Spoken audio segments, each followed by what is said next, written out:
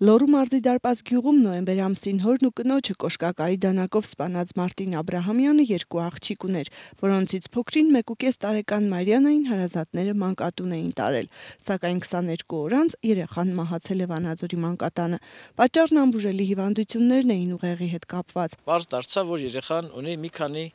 հիվանդություններ, որոնք ախտորոշվել են որպես ուղեղային կաթված,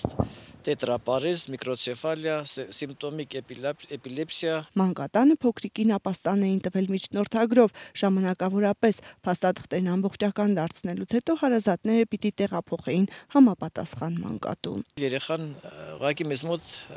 ներկայացել է որպես ժամանակավոր խնամք իրականացնելու նպատակով։ Մանկատանը նշում են, որ թեև երեխան այստեղ է տեղափոխվել անբուժելի արատով, այնուամենայնիվ Մարիանայի բուժումները շարունակվել են եւ այստեղ երեխայի խնամքն իրականացվել է լիարժեք։ Այդ հիվանդությունների դեպքում պարզ էր, որ երեխան իրոք չէր կարող շարժվել, գլուխը շարժել, զգայանները բավականին թույլ էր։